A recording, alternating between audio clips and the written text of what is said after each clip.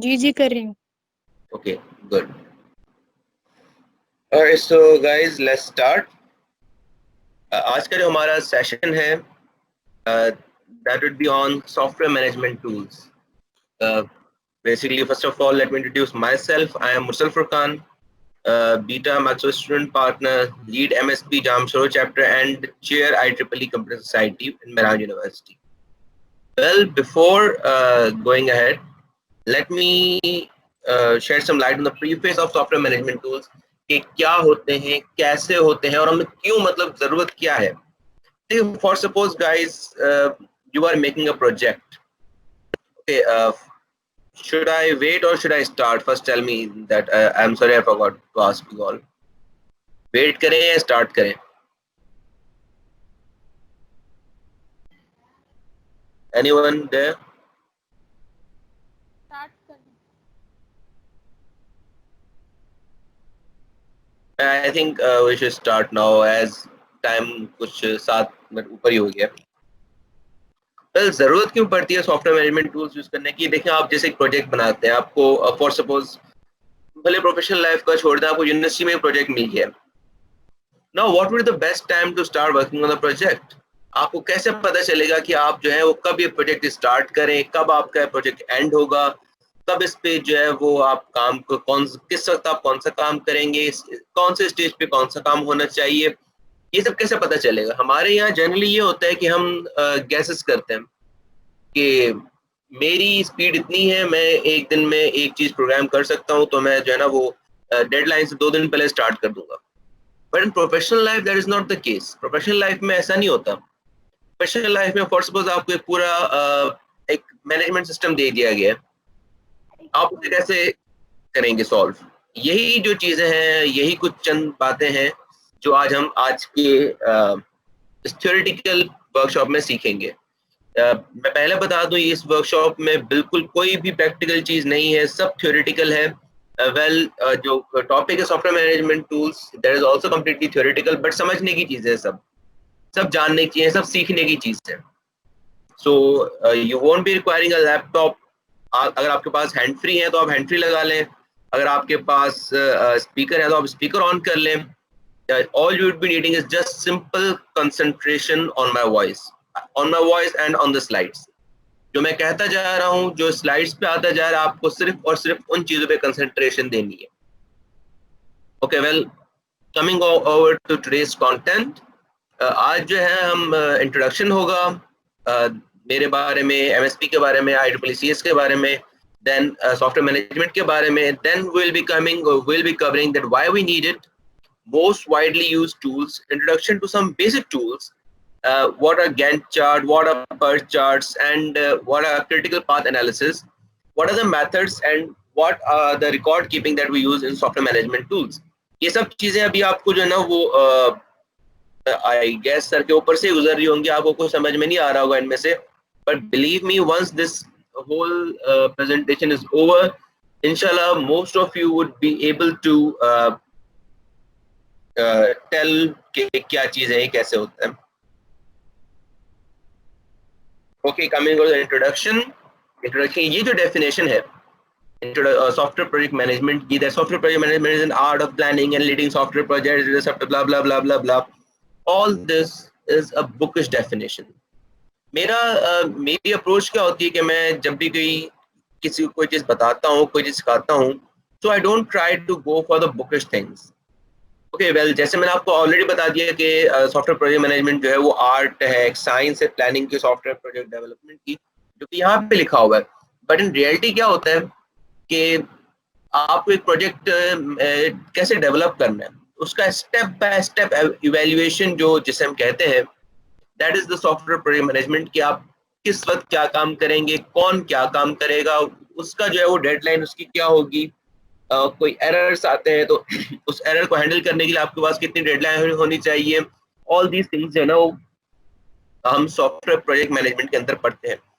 Well, जो जिनका ताल्लुक सॉफ्टवेयर डेवलपमेंट फील्ड से है, सॉफ्टवेयर इंजीनियरिंग डिपार्टमेंट से है अपनी यूनिवर्सिटीज के, या जो कंप्यूटर सिस्टम इंजीनियरिंग डिपार्टमेंट के हैं, कंप्यूटर साइंस डिपार्टमेंट से हैं, IT डिपार्टमेंट से हैं, वो अपने कैरियर, अपने स्टूडेंट लाइफ के 7th या 8th सेमेस्टर में ये सब्जेक्ट जरूर पढ़ेंगे। सॉफ्टवेयर इंजीनियरिंग का पूरा सब्जेक्ट होता है जिसमें आपको अजाइल मेथोडोलॉजी पढ़ाई जाती है, सॉफ्टवेयर प्रोजेक्ट मैनेजमेंट टूल्स पढ़ाए जाते हैं, प्रोजेक्ट मैनेजमेंट मेथोडोलॉजी पढ़ाई जाती है कि डॉक्यूमेंटेशन की कैसे की जाए, ऑल जो ये चीजें हैं वो आपको पढ़ाई जाती है। Okay, well, now coming over to a very very very famous quotation जो कि मुझे बहुत अच्छी लगी है इसलिए मैंने यहाँ पे डाली है। Those who plan to do better than those who do not plan, even though they rarely stick to their plan. अगर आप इसका मतलब समझ जाएं तो बिलीव मी आपको सॉफ्टवेयर प्रोजेक्ट मैनेजमेंट समझ में आ जाएगी। मतलब जो प्लान करके कोई काम करते हैं ना, भले पानी पीने के लिए जा रहे हो फॉर सपोज, इस कोटेशन का अगर मैं आपको वजाहत कराऊंगा, उसका खुलासा दूं, तो फॉर सपोज जो है ना आप पानी पीने जा रहे हो, क्या करोगे आप? पहले दिमाग में सोचते हो कि मैं उठूंगा, चप्पल पहनूंगा, जाऊंगा वाटर कूलर तक, ग्लास उठाऊंगा, पानी भरूंगा या पीऊंगा। आप ऐसा तो नहीं करोगे कि आप जाओगे जाके सीट पे बैठ जाओगे, पानी अपने आप जो है ना वो आपके सामने पेश हो जाएगा। नहीं, ऐसा नहीं होता। अगर पेश भी हो जाएगा तो अपने आप आके आपके मुंह पे लग जाएगा और अपने आप पीने लग जाओगे आप। No, you have to do some efforts, you have to plan. अगर आप पानी पी भी रहे हो तो आप ऐसा नहीं करोगे आप सांस लेते वक्त पानी जो है ना वो निकलना स्टार्ट कर दो, तो क्या होगा? Definitely you die.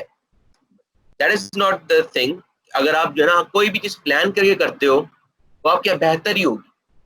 भले आप कुछ भी करो, एक्स वाई जी आप कोई भी काम कर लो, जब तक आप कोई काम प्लान करके कर रहे हो वो काम आपका जो है ना वो 100% उस काम से बेहतर होगा जो आप बगैर प्लान किए करते हो। Well, coming over to the software management process.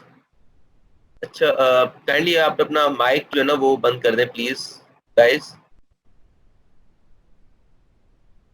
मैंने बंद कर दिया।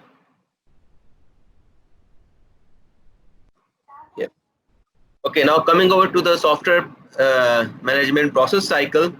सबसे पहले जो है ना वो आपको एक इंटरपर्सनल कम्युनिकेशन, आप फॉर सपोज आपको टीचर ने बता दिया सब्जेक्ट आपका C++ है, we are taking a very basic subject जो कि अगर आप फर्स्ट ईयर सेकंड ईयर के हैं तब भी आपको जो है ना वो चीज समझ में आ जाएगी। आपका प्रोजेक्ट है basic software manage C++ computer programming. आपको प्रोजेक्ट मिल गया, चीजें आपने सब सीखी हुई हैं, टीचर ने आपको बोल दिया कि आप जो है ना वो जाके एक मार्कशीट बना के लाओ। कैसे करोगे आप? जाहिर ही बात है, आपने अगर आप टीम मेंबर है तो आप टीम मेंबर से डिस्कस करोगे सबसे पहले। उसके बाद आपकी जो कॉन्फ्लिक्ट्स है कि यार मुझे ये चीज आती है, आपको ये चीज आती है, आपको ये चीज आती है, आप ये कर लो, आप ये कर लो, आप ये कर लो। ये जो स्टेज है, ये स्टेज आ गया कॉन्फ्लिक्ट मैनेजमेंट एंड रेजोल्यूशन पे। उसके बाद आप क्या करते हो? आप देखिए, मैं आपको एक सिंपल प्रैक्टिकल लाइफ की मिसाल दे रहा हूँ सॉफ्टवेयर मैनेजमेंट प्रोसेस की। हम टूल्स पे इसके बाद आएंगे। उस टूल्स पे आने से पहले जरूरी है कि आपको सॉफ्टवेयर मैनेजमेंट का पता हो कि सॉफ्टवेयर मैनेजमेंट क्या होती है, सॉफ्टवेयर मैनेजमेंट का पूरा प्रोसेस क्या होता है। आपने प्रोजेक्ट उठा लिया, मिल गया आपको प्रोजेक्ट। प्रोजेक्ट के बाद आपने अपनी कॉन्फ्लिक्ट मैनेजमेंट एंड रेजोल्यूशन कर ली। देन आप रिस्क मैनेज करते हो। रिस्क मैनेज क्या होता है कि यार अगर मेरे पास लैपटॉप है, मैं लैपटॉप पे काम कर रहा हूँ, आपके पास लैपटॉप नहीं है, आप लैपटॉप पे काम नहीं कर रहे, आप अपने घर पे पीसी पे काम कर रहे हो, आपके घर का पीसी खराब हो गया, आप क्या करोगे? इससे अच्छा ये अगर आपका मतलब डेटा वगैरह जाया हो गया, हम क्या करते हैं, हम जो है वो गिटहब की रेपो बना लेते हैं। गिटहब की रेपो बना ली हमने, उस पर आप सारी चीजें शेयर कर ली। या रिस्क था कि आपका डेटा जाया हो जाएगा, रिस्क को आपने मैनेज कैसे कर लिया कि आपने गिटहब की रेपो बना ली। Then opportunity management, requirement management, change management, ये सारी आई डोंट थिंक सो कि मुझे इनकी वजाहत करने की जरूरत है। बट अगर आप लोग चाहते हैं तो मैं एक एक करके इनको जो है ना वो एक्सप्लेन करता जाता हूँ ताकि आप लोगों को आसानी हो, जो ऑडियंस है मेरी उनको आसानी हो। अपॉर्चुनिटी मैनेजमेंट आ जाती है। तो आप अपॉर्चुनिटी आपके पास यार फॉर सपोज आपने टाइम टेबल बनाना है, उसमें इनपुट लेना है, इनपुट लेने का कोड जो है ना वो टीचर ने आपको पहले ही करा दिया था। पहली क्लास में टीचर ने आपको इनपुट मैनेजमेंट का कोड करा दिया था। आप क्या करते हो? वही कोड उठा के कॉपी पेस्ट कर लेते हो। ये आपकी अपॉर्चुनिटी हो गई कि एक चीज पहले से मौजूद है, आपने उसको उठा के उसकी अपॉर्चुनिटी को अपनी रिक्वायरमेंट बना लिया। ये आपकी अपॉर्चुनिटी मैनेजमेंट भी हो गई और रिक्वायरमेंट मैनेजमेंट भी हो गई। अब आपने एक चीज बना ली, राइट, एक चीज आपने बना ली। नाउ द टीचर सेज के नहीं यार मैंने तो जो ना वो कोई और चीज कही थी, ये मुझे चीज नहीं चाहिए। मुझे जो है ना आप सब्जेक्ट वाइज रिजल्ट ला के दो। आपने सब्जेक्ट वाइज नहीं बनाया, आपने जो है ना वो जनरल टाइम टेबल बना दिया। टीचर कहता है आप सब्जेक्ट वाइज रिजल्ट ला के दो मुझे, आपने उसको चेंज कर लिया। चेंज अच्छा, सॉफ्टवेयर बनाते वक्त, कोई प्रोजेक्ट बनाते वक्त जो सबसे पहली चीज हमने जहन में रखनी होती है वो ये फीचर होता है चेंज मैनेजमेंट का।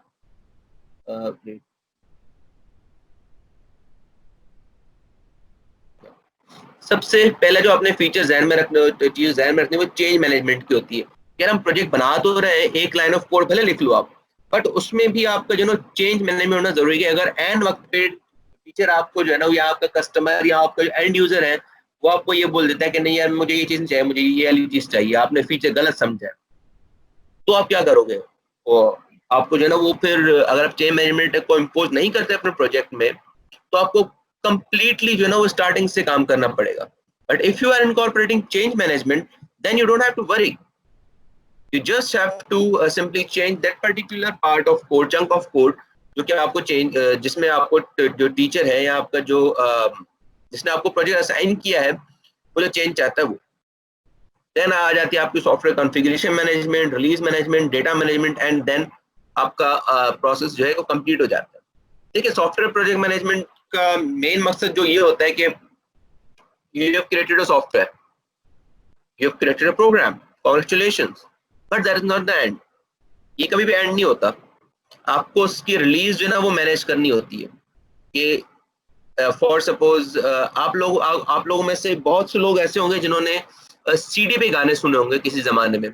आज से 5-10 साल पहले सीडी में गाने आते थे, जाते थे शॉप पे, सीडी परचेज करते थे, गाने मिलते थे, उसमें 10-12 गाने होते थे, हम टीवी में सुनते थे या टेप रिकॉर्डर में लगा के सुनते थे। बट देन रातों रात एक चेंज आ गया, मतलब बिलियंस ऑफ डॉलर्स की इंडस्ट्री थी WMA एक्सटेंशन की, इन गानों की सीडीज की बिलियंस ऑफ डॉलर्स की इंडस्ट्री थी।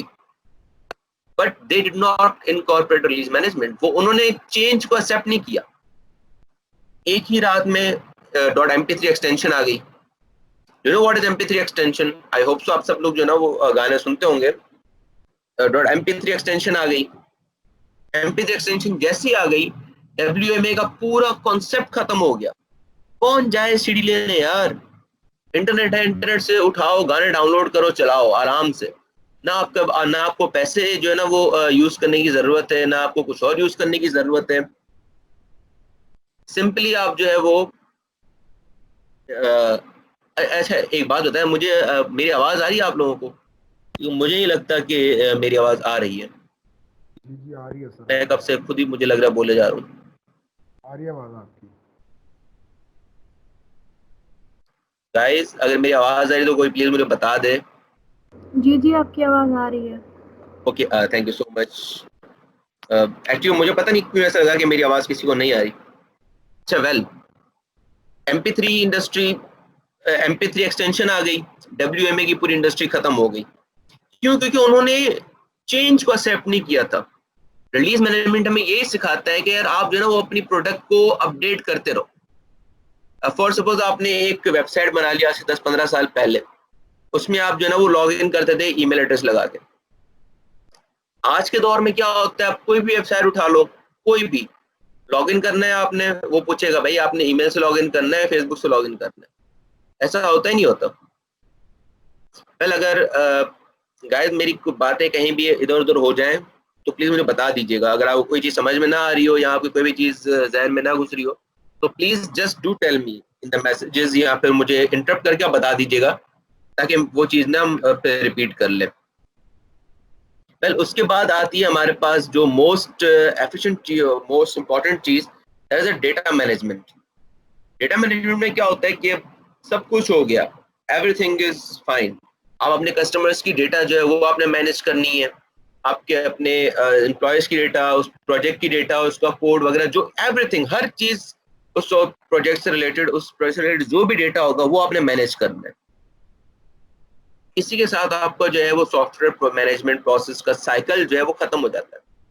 अगर उंगलियों पे गिनी जाए बात तो ये क्या है, आपको प्रोजेक्ट मिला, आपने कॉन्फ्लिक्ट रिजॉल्व किया, आपने रिस्क एनालाइज किया, आपने अपॉर्चुनिटी मैनेज किया, आपने उसको रिक्वायरमेंट बना लिया, आपने चेंज इनकॉर्पोरेट कर लिया, आपने सॉफ्टवेयर कॉन्फ़िगरेशन मैनेज कर लिया, आपने रिलीज को मैनेज कर लिया, आपने डेटा को मैनेज कर लिया, एंड देन आप जाके सबमिट करा देते हो कि मैम ये लीजिए हमारा प्रोजेक्ट कंप्लीट है। हमें चीज पता नहीं चलती कि हम ये सब चीजें कर रहे हैं, लिटरली किसी को पता नहीं चलता कि यार मैं ये जो चीज है ना वो कर रहा हूँ, but ultimately we are doing this and this is the requirement of our industries कि आपने सॉफ्टवेयर मैनेजमेंट प्रोसेस को फॉलो करना है। अच्छा, well why we need software management, let's come over this part कि क्यों चाहिए होती है। सबसे पहले कि इनसफिशिएंट एंड यूजर इन्वॉल्वमेंट होती है, उसको रिड्यूस करने के लिए, मतलब ये जो लिस्ट दी गई है यहाँ पर, these are the most common causes that we need software management tools to fight them. One of them is insufficient end user involvement, poor communication among customers, developers, users, and project managers, unrealistic or unarticulated project goals, inaccurate estimates of needed resources, poorly managed risk, and so on. अब आते हैं कि point by point क्या कहा जा रहा है, पर लोग कहेंगे यार मुर्सल भाई आप तो स्लाइड से पढ़ के बता रहे हो। Well now let's come out to the point by point evaluation. Insufficient end user involvement, end user कौन होता है? कैन यू टेल मी कि एंड यूजर एक सॉफ्टवेयर इंजीनियर के लिए कौन होता है? एनीवन? जो उसको यूज करते हैं, जैसे कि हमारे पास माइक्रोसॉफ्ट का कोई भी एप्लीकेशन है हम यूज कर रहे हैं तो हम एंड यूजर हैं। एग्जैक्टली, एंड यूजर वो होता है जो उस सॉफ्टवेयर को यूज करता है, not the customer. Software development के फिनोमेना में कस्टमर और एंड यूजर दो अलग अलग चीजें होती हैं, दो अलग अलग एंटिटीज होती हैं, दो अलग अलग स्टेक होल्डर्स होते हैं। अगर उनकी इन्वॉल्वमेंट नहीं होगी हमारे इसमें प्रोजेक्ट में, हमें कैसे पता चलेगा यार हम जिस बंदे के लिए चीज बना रहे हैं उसको ये चीज काम आएगी नहीं आएगी। For suppose we are making an application for army personnel, okay, and we are not involving army in it. Well, army is although heavily involved, but let's just make a scenario okay, we are making an application for army personnel and army के जो बंदे हैं वो इसमें involve ही नहीं है। हम एक खुफिया कमरे में बैठ के ये सब काम कर रहे हैं। How would we come to know कि उस एंड यूजर को क्या चाहिए, उसकी रिक्वायरमेंट क्या है? उससे तो हमने पूछा ही नहीं है कि भाई आपको क्या चाहिए, हमने बस बना दिया कि भाई उससे ना कॉल करनी है, अपने घर पे वीडियो कॉलिंग करनी है, सिग्नल्स नहीं आते, इशू होता है, आप उसके लिए कोई एप्लीकेशन बना दो, उसके लिए कोई डिवाइस बना दो। हमने बनाना स्टार्ट कर दिया, भाई कैसे बनाएंगे, पता ही नहीं है कि उसको मसला क्या वो मुश्किलात पेश आती है। इस चीज को भी जो हम सॉफ्टवेयर मैनेजमेंट टूल्स के थ्रू खत्म करते हैं। देन आता है poor communication among customers, developers, users and project managers. ये जो गैप आता है कि कस्टमर को एक अलग चीज चाहिए होती है, डेवलपर को अलग चीज चाहिए होता है, यूजर को अलग चीज चाहिए होती है, प्रोजेक्ट मैनेजर को अलग चीज चाहिए होती है, इन चीजों को खत्म करने के लिए भी हम सॉफ्टवेयर मैनेजमेंट टूल्स यूज करते हैं। अब अनरियलिस्टिक और अनआर्टिकुलेटेड प्रोजेक्ट गोल्स, फॉर सपोज के आप C++ पढ़ रहे हैं और आप फर्स्ट सेमेस्टर में है, आपको टीचर ने कहते हैं कि यार मुझे ना एक चैटबॉट बना के दो AI पे। How would you make that? It is completely unrealistic and unarticulated project goal, isn't it? कैसे करेंगे आप? आपको कैसे पता चलेगा कि ये एक अनरियलिस्टिक गोल है? You are from first year, आपको नहीं पता, आप उस पे पहले पूरा एनालाइज करोगे। हो सकता है C++ में बन जाए, यस C++ में बनता है, क्यों नहीं बनता? जब हमारे पास पाइथन नहीं थी, हमारे पास और दूसरी सॉफ्टवेयर नहीं थी, हम C++ यूज करते थे। But how would you know that? आप तो फर्स्ट ईयर के हैं, तो आप कंप्लीट जो प्रोजेक्ट एनालिसिस करते हैं कि आया ये हो पाएगा या नहीं हो पाएगा, एंड सो ऑन। मतलब ये जो मुख्तलिफ पॉइंट्स हैं इनके थ्रू इनमें जो है हम सॉफ्टवेयर मैनेजमेंट टूल्स यूज करते हैं। Now while coming on to the most widely used tools, 3 tools हैं जो सबसे ज्यादा यूज होते हैं। One is the Gantt chart, the PERT chart और critical path analysis। समझ में आया किसी को क्या होता है ये? गैंट चार्ट क्या होता है, पर्ट चार्ट क्या होता है, क्रिटिकल पाथ एनालिसिस क्या होता है? वेल चलो मैं बता रहा हूँ, हम देखते हैं कि क्या होता है। गैंट चार्ट टाइमलाइन होती है, पर्ट चार्ट का फुल फॉर्म होता है, ये पता नहीं मैंने यहाँ पे अपर क्लास में क्यों नहीं किया हुआ, that is program evaluation and review technique, ये भी एक पूरा मेथड होता है, ये चार्ट होता है. Then CPM, critical path analysis, critical path method analysis. Okay, coming on to the Gantt chart. Wow, hold your hearts please. Now this is going to be very cool, although it is a bit boring, but it would be very cool अगर आप जो है ना वो के साथ सुने हैं देखें.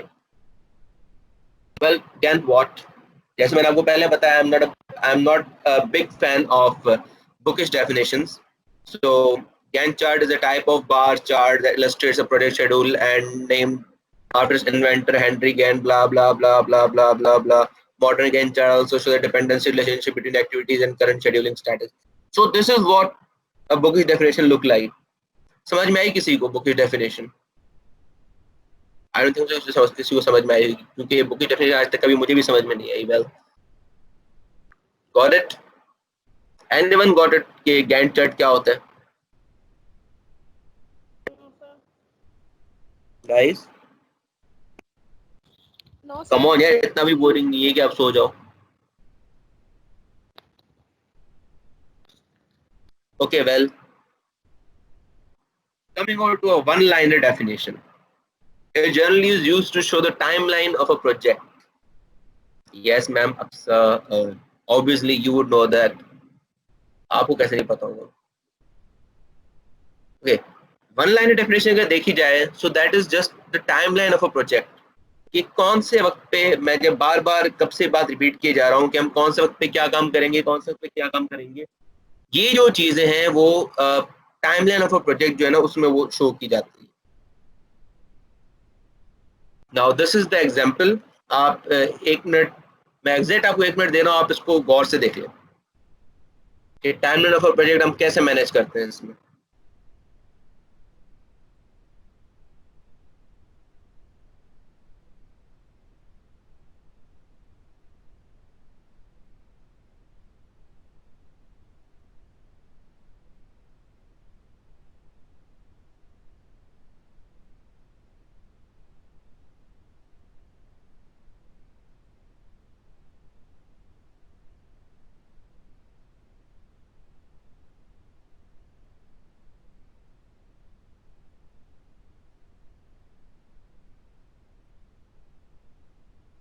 उसे देख लिया आप सब लोगों ने कि हम कैसे एक भी उसको, हर एक्टिविटी को हम कैसे मैनेज करते हैं, कैसे शो करते हैं गैंट चार्ट में.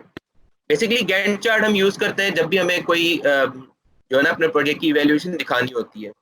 या भले आप प्रोजेक्ट उठा लें, आपको अपना बिजनेस प्लान उठा लें, अपना स्टार्टअप उठा लें, कोई भी चीज उठा लें, आपको उसकी अगर इवैल्यूएशन दिखानी है कि आप कौन सा काम कब करोगे, टाइमलाइन आपने दिखानी होती है कि अगर ये काम, अब फॉर सपोज देखें यहाँ पर जब है एक प्रोजेक्ट है, फॉर सपोज ये मैंने टीम गैंट से इसका उठाया हुआ है एग्जांपल कि राइट लैंडिंग पेज. ओके, ये आप वीक 1 से स्टार्ट करोगे, वीक 1 के आधे तक चलेगी ये बात. देन अप्रूव पेज कॉपी, जब हमारा लैंडिंग पेज का काम चल रहा होगा तभी वो जो ना वो उसकी अप्रूवल का प्रोसेस स्टार्ट हो जाएगा. अब जैसे जब उसका अप्रूवल का प्रोसेस खत्म होने वाला है तभी हम रिव्यू लैंडिंग प्रोसेस स्टार्ट कर देंगे. ये जो चीजें हैं like day by day evaluation of a project is shown in Gantt chart. इससे आपको प्रोजेक्ट मैनेज करने में प्रोजेक्ट लीडर्स को, ग्रुप लीडर्स को या जो भी आपका मतलब सुपरवाइजर होगा उसको बहुत हेल्प मिलती है. और आपकी भी बहुत हेल्प होती है कि आपको पता होता है कि आप इस वक्त क्या काम आपको करना चाहिए, क्या काम आप इस वक्त कर रहे हो, और आपको इस टाइमलाइन के हिसाब से क्या काम करना चाहिए. Either you are fulfilling your commitment or you are behind your schedule or you are caught up with the time. Well, when we use Gantt charts, then we must explain things visually. कौन से things, task जो है वो हमने visually explain करने हैं किसी को, activity overlaps explain करनी है, timelines explain करनी है, और आपका budget explain करना है. ये जो 3-4 चीजें हैं, ये अगर आपने 1 मिनट जस्ट,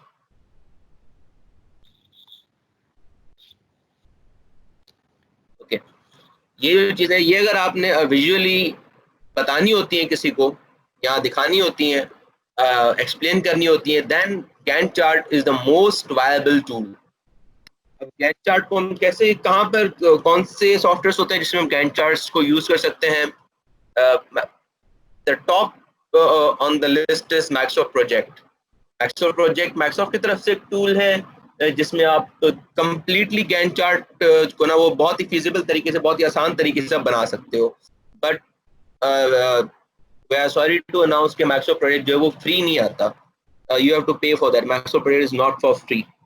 ना ही Microsoft Project जो है ना वो Office 365 सूट में होता है, ना ही Microsoft Project किसी और सूट में होता है. So either you have to torrent it or you have to buy it.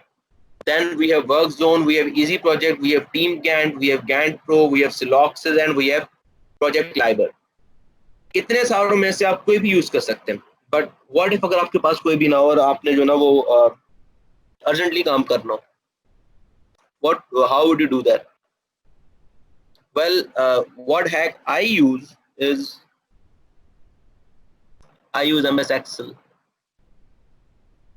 आप कोई भी ऐसा टूल हो जिसमें आप टेबल्स के थ्रू डेटा शो कर रहे हो, सेल्स के थ्रू डेटा शो कर रहे हो, बॉक्सेस के थ्रू डेटा शो कर रहे हो, देन आप उससे गैंट चार्ट बना सकते हो. नॉट जस्ट MS Excel, आप MS Excel पे बना सकते हो, आप वर्ड पे बना सकते हो. या बट वर्ड पे आपको जो है ना वो पहले पूरा उसका टेबल बनाना पड़ेगा, देन जो है ना आप उस पर काम कर सकते हो. बट MS Excel में इसलिए प्रेफर करता हूँ कि हमारे पास MS Excel में सेल्स वगैरह हर चीज ऑलरेडी बनी हुई होती है. So we don't need anything else for that matter. Well, now coming on to the pros and cons. Obviously हर चीज के pros होते हैं, हर चीज के cons होते हैं. Unknown MS Excel. Gee, MS Excel, yes, that's what I'm saying. MS Excel. See, obviously हर चीज के pros और cons होते हैं.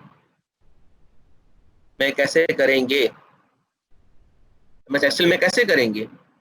Seriously, well, मैं आपको बस दिखाता हूँ.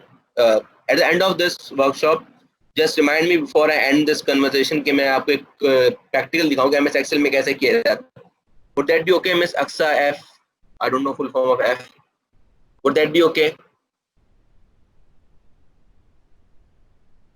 Hello.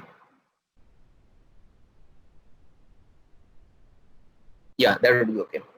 Now, जैसे कि मैं कह रहा था, हर जो चीज के ना pros and cons जरूर होते हैं.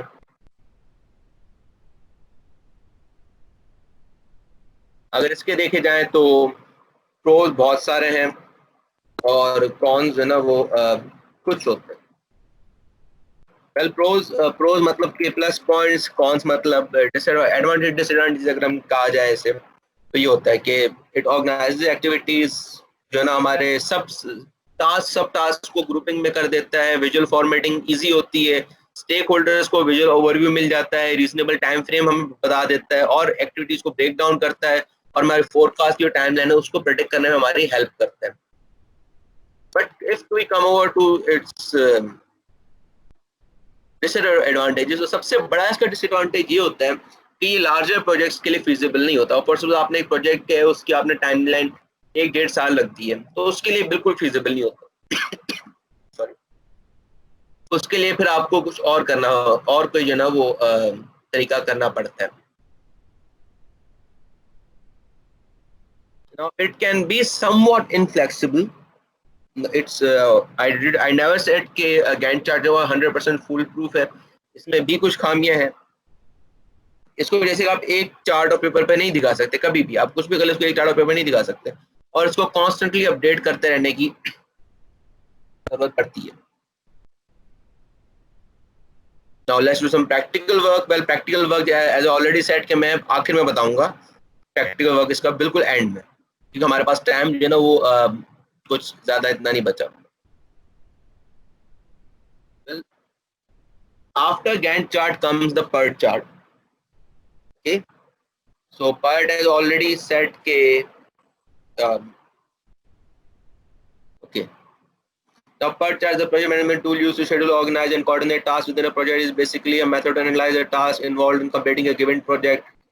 Blah blah blah.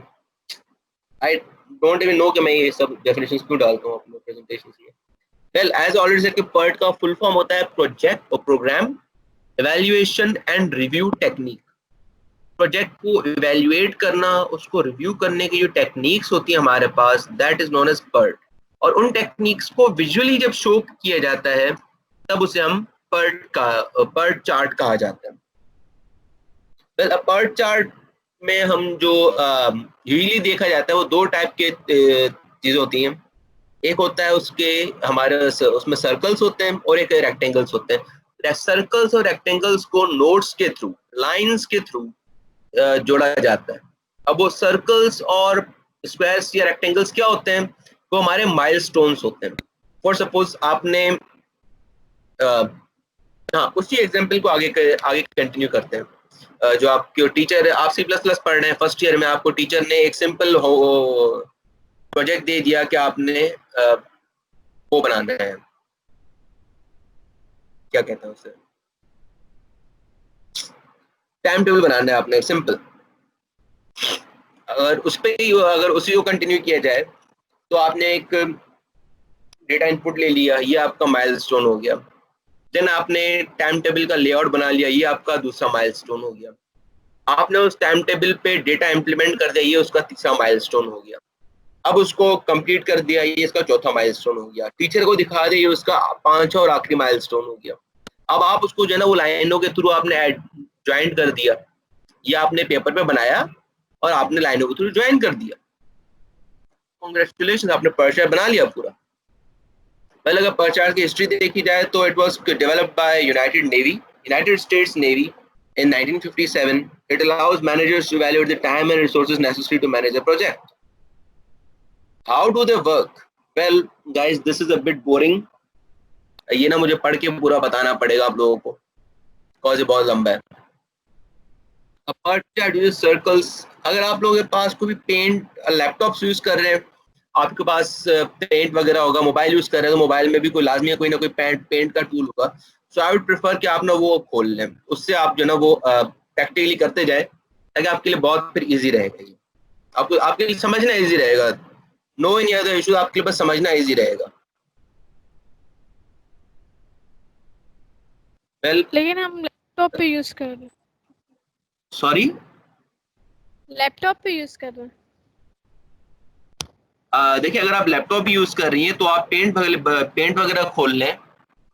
अगर आप मोबाइल यूज कर रही है तो मोबाइल में कोई ऐसा टूल होगा वो खोल लें। अगर आपके पास ये भी नहीं है तो कोई पेन पेज उठा लें। अगर ये भी नहीं है तो you have to bear it theoretically. Okay, should we proceed guys? बता दिया करें please. Shall we proceed further? Sir आगे करें, प्रोसीड करें। Okay, we should proceed now. Let me try कि अगर सर्कल्स, मैं भी इसमें भी पेंट अगर खोल लेता हूँ तो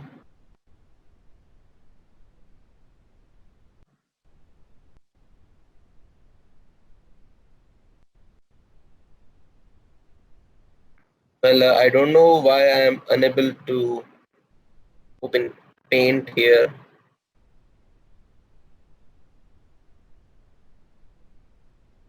well देखें, हमने इसमें पेंट भी खोल लिया। अब फॉर सपोज आपको एक ना टास्क बना है, टास्क है आपके पास, ये हमारा टास्क 1 है, ये उसके अलावा हमारे पास टास्क 2 है, देन हमारे पास टास्क 3 है, टास्क 4, टास्क 5। अब लाजमी जो भी प्रोजेक्ट कर रहे होंगे आप उस प्रोजेक्ट को डिफरेंट टास्क में डिवाइड करते होंगे कि ये माइलस्टोन है, ये माइलस्टोन है, ये माइलस्टोन है। देन जो है आप उस प्रोजेक्ट पे काम अपना कर रहे होंगे। अब हर टास्क को आपने जोड़ लिया आपस में।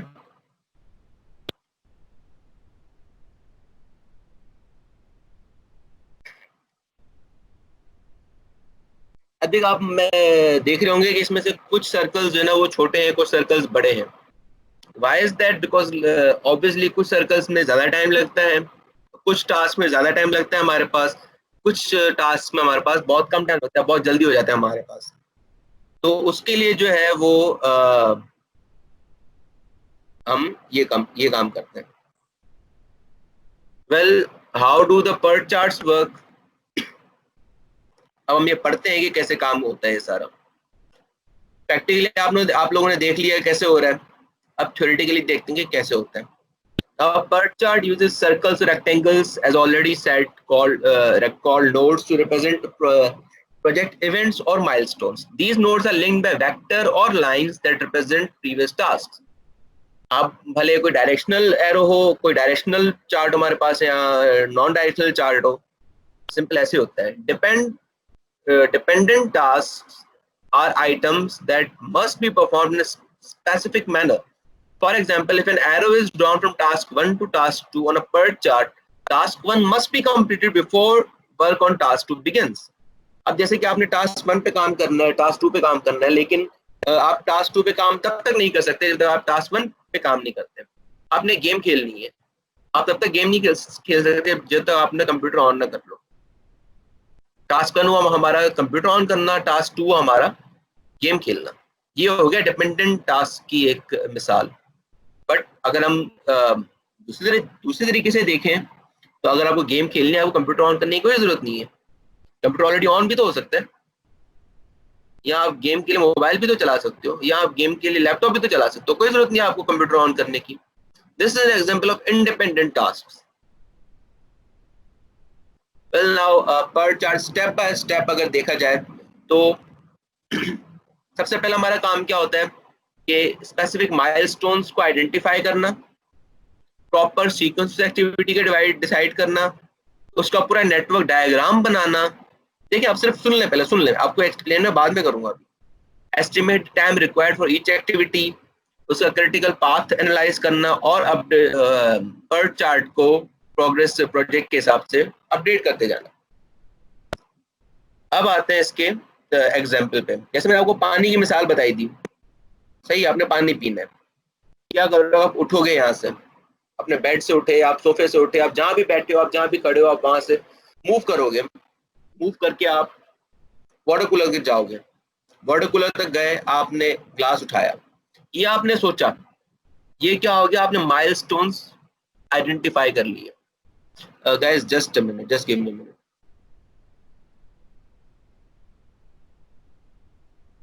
अस्सलाम वालेकुम.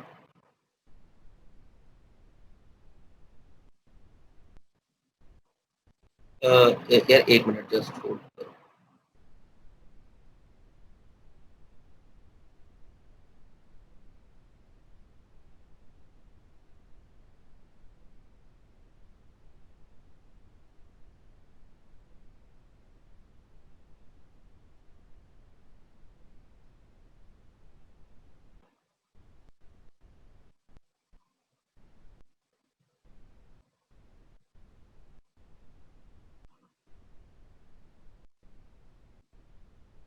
Okay guys, so sorry for that hold, I am back now. अच्छा, आपने देखे पूरा एक बना लिया, आपने माइलस्टोन डिटरमाइन कर लिए. जब उठोगे यहाँ से, जाओगे कूलर तक, ग्लास उठाओगे एंड एवरीथिंग. ये हो गया आपका माइलस्टोन्स को आइडेंटिफाई करना. देन आप एक्टिविटी की सीक्वेंस बताओ, तो सोचोगे मैं लाजमी पहले मैं उठूंगा यहाँ से, उसके बाद कूलर तक जाऊंगा. ऐसे नहीं होगा पहले कूलर तक जाओगे उसके बाद उठोगे बेड से.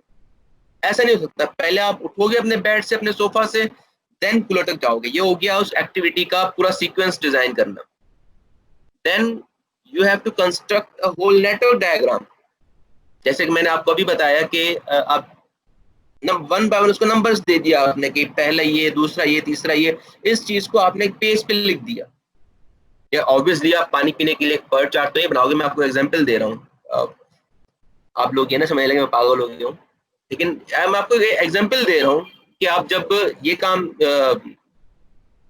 ऐसा कोई काम करोगे, उसको पेपर पे जब आप करोगे तो ये आपका PERT चार्ट कहलाएगा.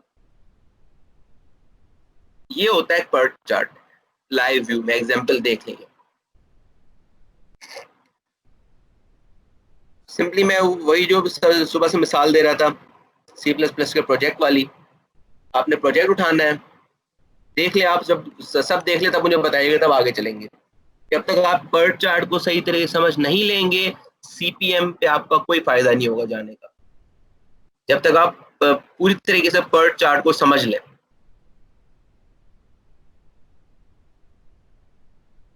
ओके, देखिए ये हमारा ये जो स्क्वायर्स हैं, ये हमारे क्या हैं? माइलस्टोन्स, नोड्स हो गए हमारे. और ये हमारे वेक्टर पाथ्स हैं। अब ये बीच में नंबर्स हैं, ये क्या चीज है? नंबर्स क्या चीज है? कैन एनीवन टेल मी कि नंबर्स जो बीच में दिए गए हैं, व्हाट आर दीज?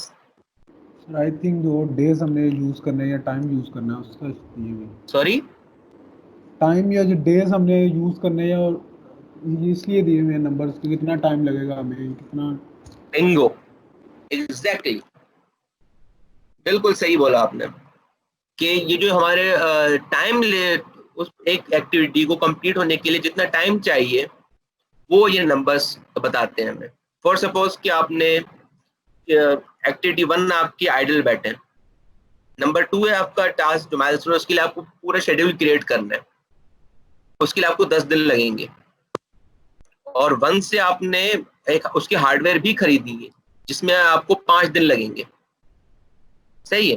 देन आपने शेड्यूल बना लिया, उसका शेड्यूल से प्रोग्रामिंग तक आपको 20 दिन लगेंगे। देन आपको हार्डवेयर खरीदने से इंस्टॉलेशन तक अगेन 5 दिन लगेंगे।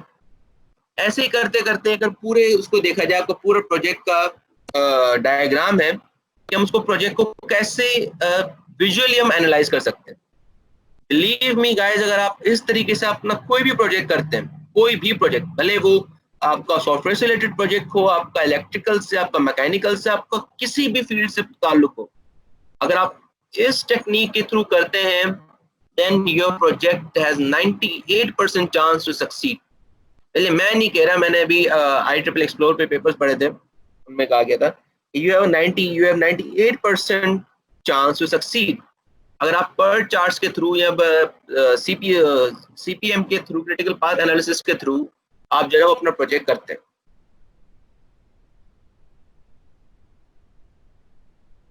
Okay guys, shall we move forward?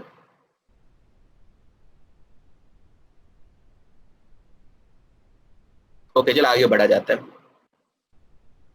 Pros जो है ना वो इसके कम है और कॉन्स इसके कुछ ज्यादा ही हैं। वो इसलिए it is not that much feasible, क्योंकि इसके डायरेक्ट बाद ही हमारे पास CPM आ गया। जब हमारे पास ये वर्ड चार्ट डिस्कवर हुआ, उसके डायरेक्ट बाद हमारे पास CPM आ गया, तो word diverted their attention to CPM rather than just this word chart. Okay, pros क्या होता है कि ग्राफिकली डिस्प्ले करता है प्रोजेक्ट एक्टिविटीज को। हमारे आइडियल टेक्निक है टैक्टिकल लेवल प्लानिंग के लिए, इफेक्टिव है सिंगल प्रोजेक्ट की एक्टिविटीज को बताने के लिए, और प्रोजेक्ट मैनेजर को बताता है कि व्हाट इफ का सिनेरियो होता है हमारे पास कि अगर ऐसा ना हुआ तो, अगर ऐसा हुआ तो का जो जवाब है वो हम इससे देते हैं। कॉन्स पे आ गए, it can not effectively handle situation in which 2 और more projects share available resources.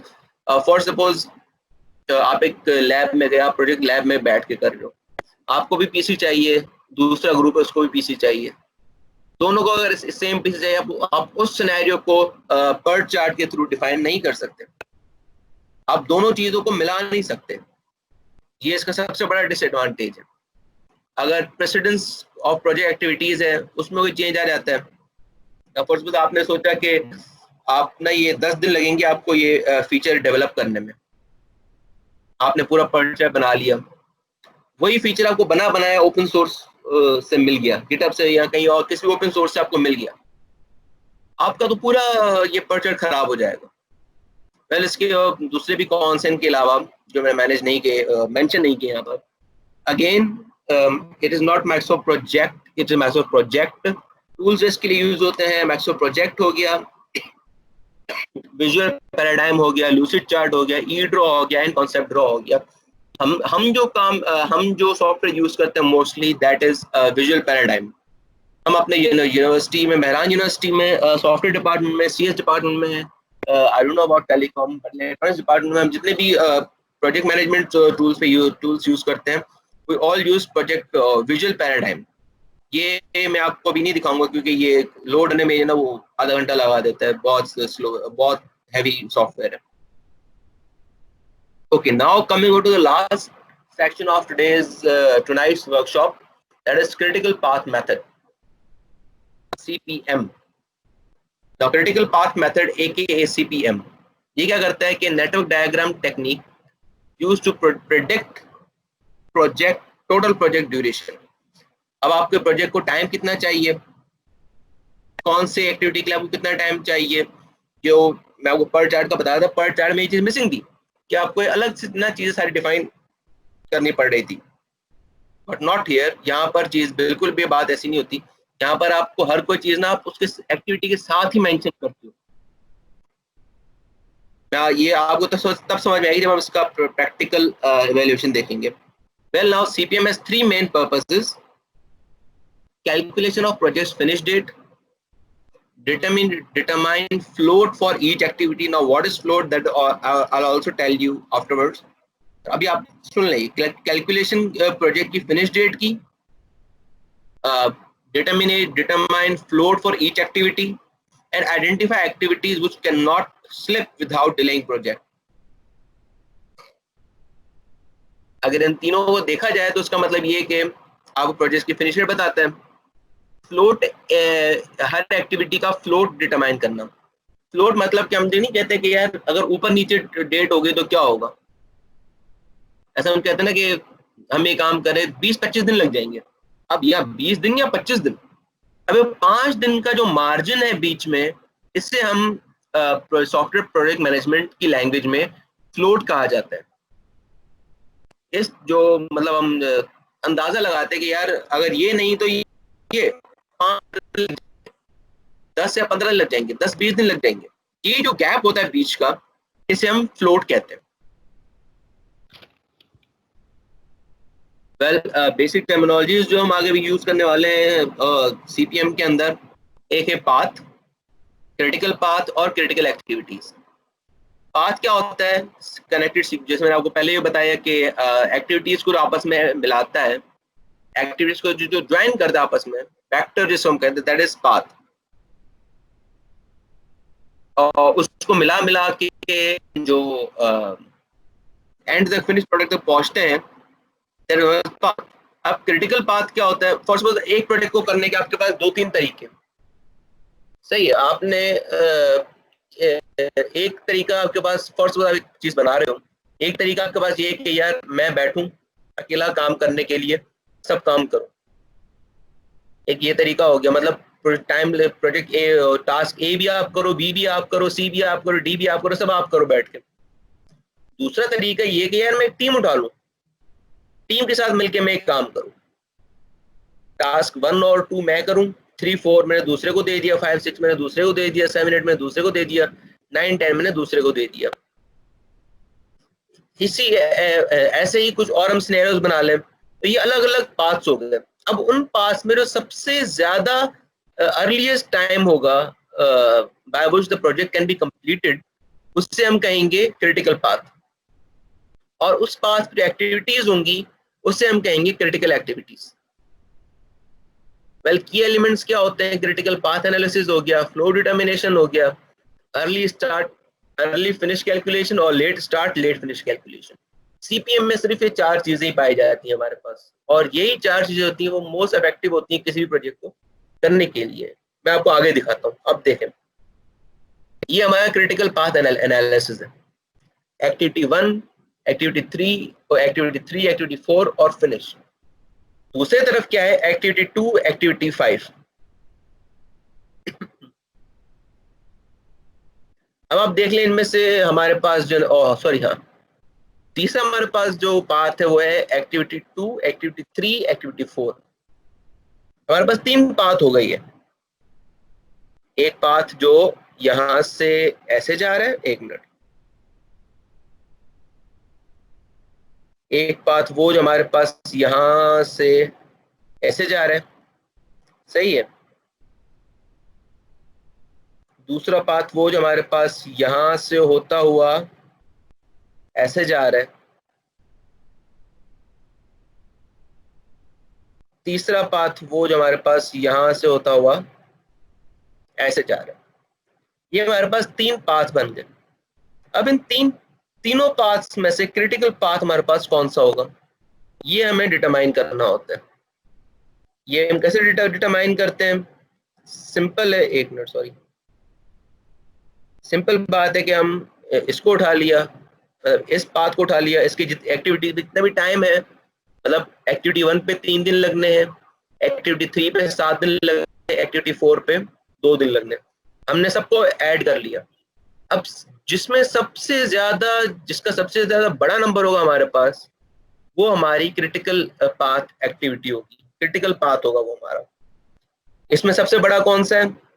3, 7, 2, 12 हो गए।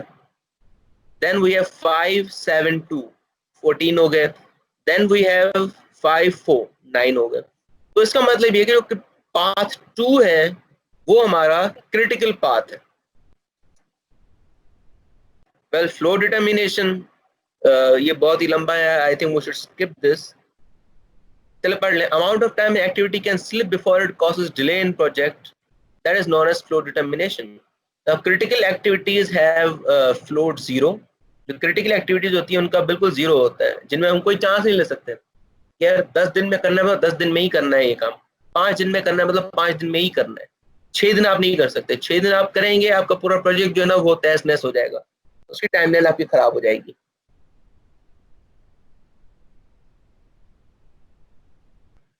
अच्छा, स्टार्ट ये देख लें आप, जैसे मैंने आपको बताया कि एक्टिविटी 2, 3 और 4, एक्टिविटी 2, एक्टिविटी 3, एक्टिविटी 4, ये हमारा critical path. Now here 2, 3 and 4 have zero float. इसका फ्लोट फ्लोट हम मतलब जो है ना वो नहीं कर सकते, नहीं निकाल सकते। नाउ फ्लोट कैलकुलेशन क्या होती है? Duration of calculation critical path minus duration of longest path.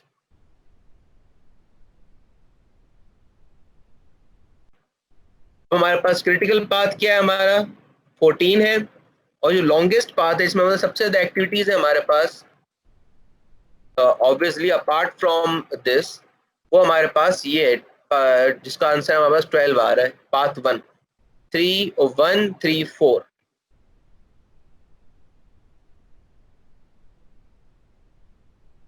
तो अगर इसमें से माइनस किए जाए तो ये आ जाता है हमारे पास फ्लोट। और फ्लोट क्या, हम क्या फ्लोट है हमारे पास 2, और 2 ये जो फ्लोट होगा ये सिर्फ किसी एक्टिविटी का फ्लोट नहीं होगा, सॉरी ये किसी पाथ का फ्लोट नहीं होगा, ये हर एक्टिविटी का फ्लोट होगा। ये मैं आपको आगे चल के बता रहा हूँ कि फ्लोट को हम फ्लोट को जो हमने डिटरमाइन किया है फ्लोट, हम उसे यूज कैसे करेंगे, ये मैं आगे चल के बताता हूँ।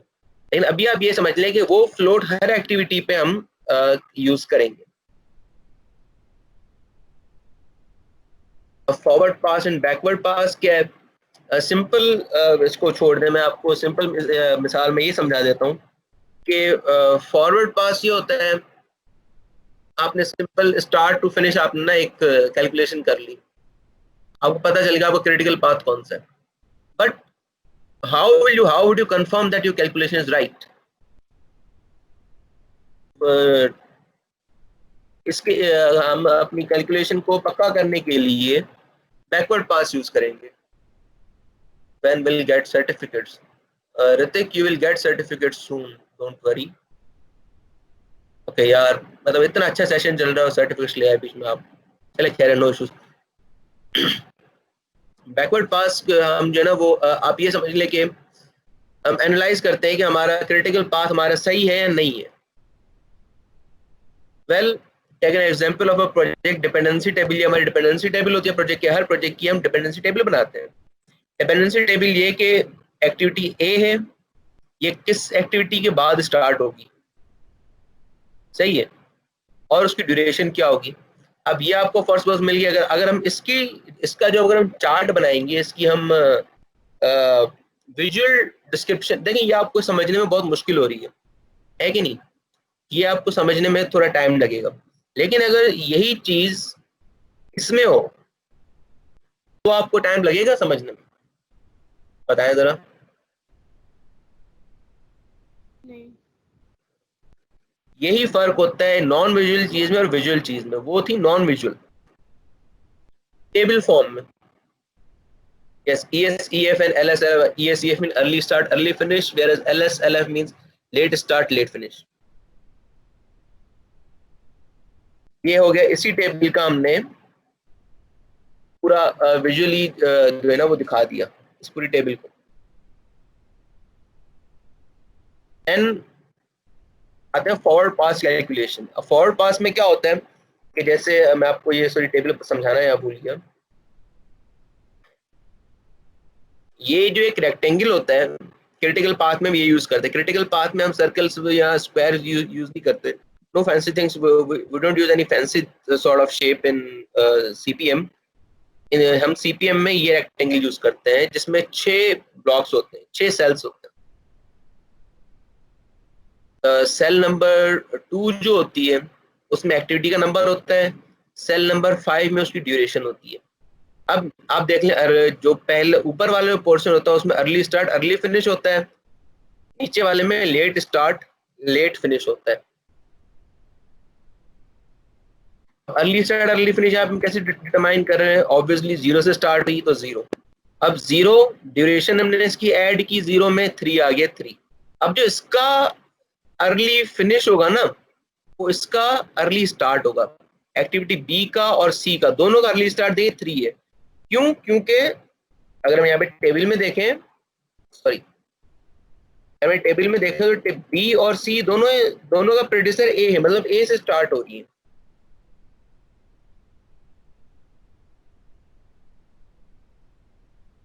अब हम क्या करेंगे, इसमें 3 है, 3 में ड्यूरेशन ऐड कर दी, 3 + 4 7, इसका अर्ली फिनिश 7 हो गया। सेम ईयर 3 में 2 ऐड कर दिया 5, एक्टिविटी सी का अर्ली फिनिश 5 हो गया।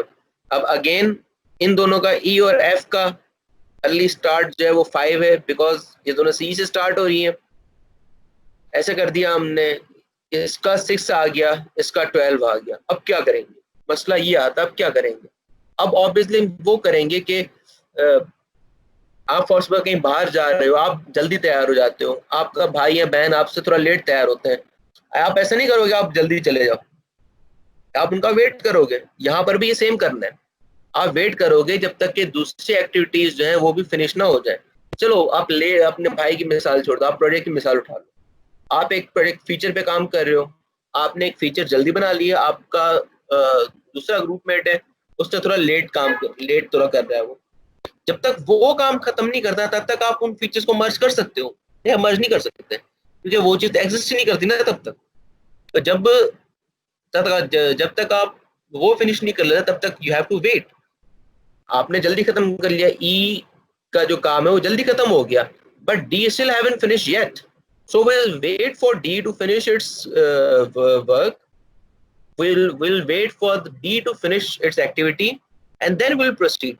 तो G का जो इनिशियल स्टार्ट होगा, अर्ली स्टार्ट होगा, वो D का होगा। जो नंबर ज्यादा होगा उसका हम जो है ना वो अर्ली स्टार्ट लेंगे, अर्ली फिनिश लेंगे, अर्ली स्टार्ट उसको करने के लिए।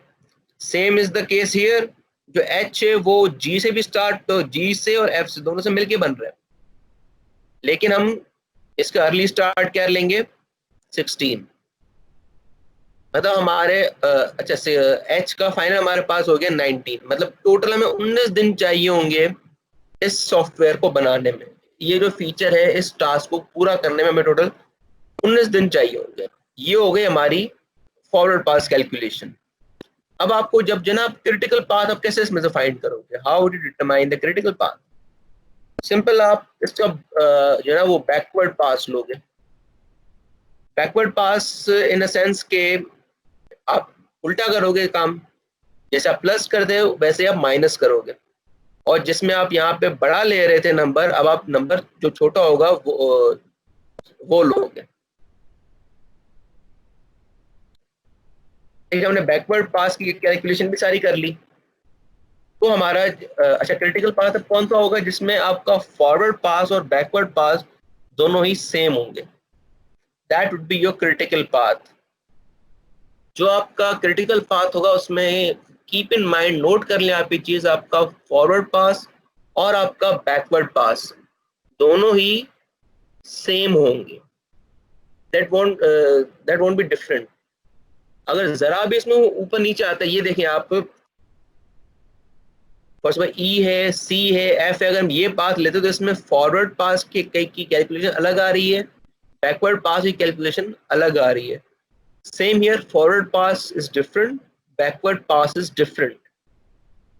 तो क्रिटिकल पाथ के कौन सा होता है जिसमें हमारे पास फॉरवर्ड पास और बैकवर्ड पास दोनों ही सेम हो। Well now coming to the application of critical path में वैसे तो इसकी बहुत बहुत बहुत ज्यादा एप्लीकेशंस है। एज मैंने आपको ऑलरेडी बताया कि आप किसी भी फील्ड में हो क्रिटिकल पाथ मेथड से आप अपना काम कर सकते हैं, अपना प्रोजेक्ट का जो है ना डिटर्मिनेशन आप कर सकते हैं। Some of the examples listed here are aerospace, defense industries, constructions, software development, research projects, project development and engineering.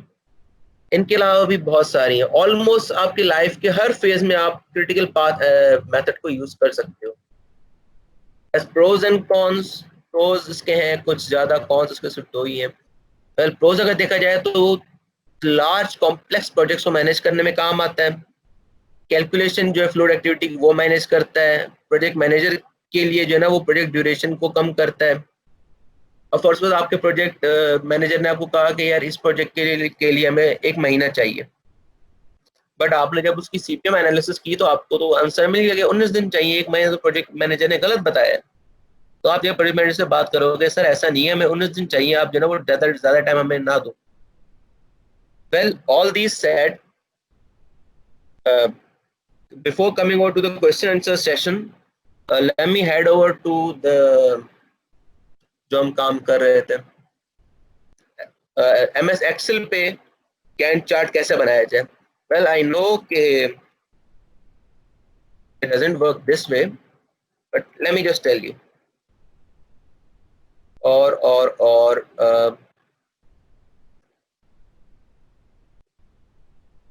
just wait, मैं ढूंढ लूं, मैंने इस पे काम किया था। Then let me show you that thing. Would that be okay for you guys?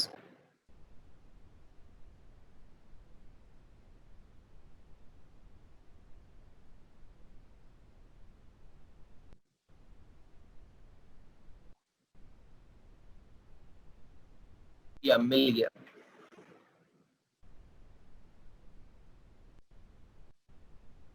Okay, isn't my project screen visible? Sorry, I closed it.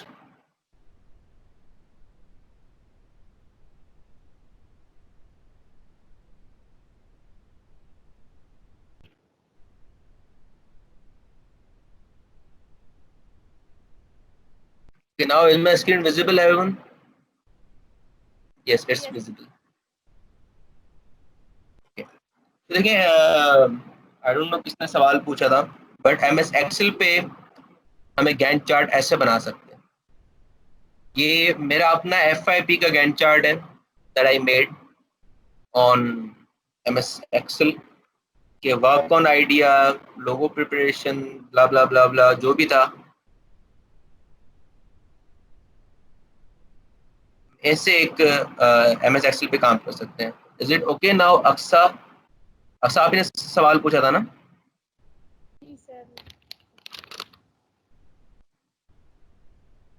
Okay guys, now as we already are having a question and answer session, so अगर किसी को कोई भी question है तो please पूछ लें, क्योंकि आई डू रियलाइज कि सेशन बहुत लंबा हो गया। सर क्वेश्चन ये है कि जितने भी हम ये बना रहे हैं अपने चार्ट्स बना रहे आपकी हैं, आवाज नहीं आ रही, थोड़ा प्लीज थोड़ा लाउडली बोल लें। सर जो हम ये चार्ट्स बना रहे हैं जितने भी गैंट चार्ट है या पट चार्ट है, जो भी हम चार्ट बना रहे हैं, ये सारे हमने जो हमारे पास टाइम है टाइम के ऊपर बनाएंगे या डिफिकल्टीज भी तो होती है ना कुछ हमारे प्रोजेक्ट्स के अंदर? जी देखिए, आप डिफिकल्टीज आपसे ये चार्ट से टाइम पे बनते हैं। ऑब्वियसली आप जो टाइम अपना मैनेज टाइम अपना जो डिटरमाइन करोगे, जो अपना टाइम आप सोचोगे डिफिकल्टी के हिसाब से ही सोचोगे ना। अब फॉर सपोज आप एक सीन का इनपुट ले रहे हो, अब उसके लिए 4 दिन तो नहीं रखोगे, ऐसा है कि नहीं है? आप जो टाइम डिटरमाइन करते हो, अब आपके पास एक बनी बनाई चीज पड़ी हुई है, आपके कस्टमर ने आपसे कोई ऐसी चीज मांगी, आपके बनी बनाई पड़ी हुई है, उसके लिए आप कितना टाइम मांगोगे उससे कि आप बस मुझे 10 मिनट दो, मैं आपको अभी भेजता हूँ, मेल करता हूँ, ऐसा है कि नहीं? अगर आपके पास कोई चीज नहीं बनी हुई तो आप बोलोगे यार मुझे थोड़ा डिटरमाइन करने दो कि इसमें मुझे टाइम कितना लगेगा, कितना मुश्किल है ये बनाना। ऐसा होता है या कुछ और होता है, आप बताया मुझे जरा। जी सर, इस तरह, लेकिन सर कुछ तरह इस तरह होता है, कुछ हमारे काम आसान होते हैं लेकिन हम टाइमिंग उसकी जो प्रोग्रामिंग हम कोडिंग कर रहे होते हैं वो कोडिंग हमारी ज़्यादा हो जाती है, लेकिन कुछ डिफिकल्ट होते हैं, लेकिन उनके ये होता है कि कोडिंग कम होती है, टाइम भी कम लगता है। अब देखें ये दो अलग अलग सिनेरियोज हो गए, है ना। जी सर। अब इन सिनेरियोज पे आप अगर टाइम लगाते हो, यार इस पे कम टाइम लग रहा है तो कितना कम टाइम लग रहा है, ज्यादा टाइम लग रहा है तो कितना ज्यादा टाइम लग रहा है, आप इसका एक सीपीएम बना लो and then you determine the critical path method उन पाथ के हिसाब से कि आपको कौन से पाथ पे चलना है। जी sir, thank you. Am I clear? Yes sir, thank you. Okay, do we have any other question, please?